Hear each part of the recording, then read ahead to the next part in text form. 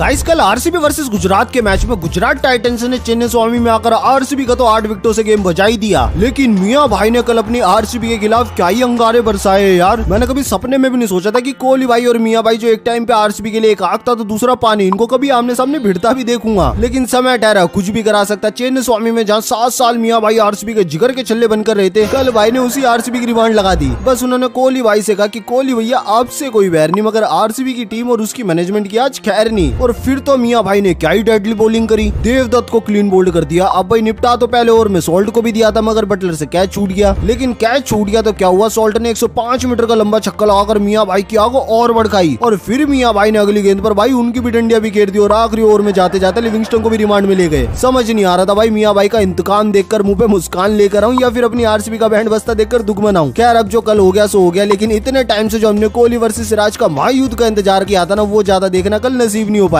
अरशद खान ने दूसरे ओवर में कोहली भाई का काम निपटा दिया और फिर ये टॉक्सिक फैन बेचारे अरशद खान को छोड़कर अरशद वारसी के पीछे पड़ गए। कौन है, कहां से आते हैं? खैर भाई मैच को शुरू करते तो गिल्लू ने टॉस जीतकर चेन्नई स्वामी में आरसीबी वालों को पहले बैटिंग करने का न्योता दिया और पहली बार लाइफ में मियां भाई ने कोहली भाई को बॉल डाली और कोहली भाई ने उस पर अपना ट्रेडमार्क शॉट लगा दिया। अब भाई मियां भाई ने पहले ओवर में आते सोल्ट का एज भी लगवा दिया, लेकिन जॉस बटलर से कैच ही ड्रॉप हो गया। लेकिन फिर अगले ओवर में अरशद खान के हाथों कोहली भाई सस्ते में निपट गए। तो फिर मियां भाई ने अगले ओवर के अंदर देवदत्त पडिक्कल को बोल्ड कर दिया। अब भाई फिल सॉल्ट ने मियां भाई को 105 मीटर का छक्का जरूर लगाया और वो बॉल स्टेडियम के बाहर भी चली गई, लेकिन फिर अगली बॉल पर मियां भाई ने उनकी डंडिया भी घेर दी और फिर पावर प्ले के बाद ईशांत शर्मा ने आकर आरसीबी के कप्तान को निपटा दिया। इधर भाई आरसीबी को वापस अपनी पुरानी फॉर्म में आता देखकर बेचारे फैंस के मुंह से तो मानो खुशी छिन गई थी, लेकिन उधर ड्रेसिंग रूम में तो ठूसम ठासी खत्म नहीं हो रही थी। लेकिन भाई फिर जितेश शर्मा ने आकर बढ़िया शॉट लगा और लिविंगस्टन ने भी दूसरी तरफ से बढ़िया छोर संभाला। अब राहुल तेवतिया ने लिविंगस्टन का कैच जरूर ड्रॉप किया, मगर फिर साई किशोर के ओवर में 33 रनों पर जितेश शर्मा का कैच पकड़ लिया। उसके बाद साई किशोर ने कुरनाल को भी कॉटन बोल्ड कर दिया। अब भाई पहले की 28 गेंद लिविंगस्टन ने जरूर कचुए की चाल चली, लेकिन फिर ये लंबे लंबे राशिद खान को छक्के लगाकर अपनी 50 पूरी करी और साथ में उनकी भी करा दी। मगर फिर मियां भाई अपने आखिरी ओवर में जाते जाते लिविंगस्टन को भी रिमांड में ले गए। लेकिन भाई फिर टीम डेविड ने अपनी टीम की इज्जत बचाते हुए 18 गेंदों के अंदर 32 रन की एक मोस्ट इंपोर्टेंट पारी खेलकर आरसीबी को पहुंचा दी 169 रनों के ठीक ठाक स्कोर तक। अब भाई 170 रनों का पीछा करने उतरी गुजरात टाइटंस, तो भुवी भाई ने 14 रनों पर जैसे शुभमन गिल का कैच पकड़वाया, कोहली भाई ने तो मानो ऐसा सेलिब्रेशन किया मानो मैच ही जीत गए। बेचारे भुवी भाई भी उनका सेलिब्रेशन देखकर दंग रह गए। यार लेकिन साई सुदर्शन ने बटलर के साथ मिलकर चेन्नई स्वामी में इतनी धुआंधार बैटिंग करी कि पूरा का पूरा मैच गुजरात के झोले में चला गया। और फिर ज्यादा दुख तो तब हुआ जब कोहली भाई से मिसफील्ड हो गई और कोहली भाई बाउंड्री पर चोट लेकर बैठ गए। अब भाई बॉल चेंज करने के बाद फाइनली साई सुदर्शन की 49 रनों पर विकेट हमारे हाथ जरूर लगी, लेकिन कल हमारी आरसीबी की फील्डिंग मानो पाकिस्तान की फील्डिंग से भी गई गुजरी होगी थी। और फिर जॉस बटलर की ठहरी आरसीबी से पुरानी दुश्मनी, तो भाई ने अपने गांव के आदमी को छक्का लगाकर अपनी 50 पूरी कर ली। इसी तरह से जॉस बटलर ने 73 रनों की नौबाद पारी खेलकर और रदरफोर्ड ने आखिरी में छक्का लगाकर गुजरात को मैच जिता दिया पूरे 8 विकेटों से। खैर दोस्तों, आपको मियां भाई का आरसीबी से इंतकाम देखकर कैसा लगा कमेंट में जरूर बताना और हम मिलेंगे एसआरएच वर्सेस केकेआर के मैच के साथ। तब तक के लिए मौज करो।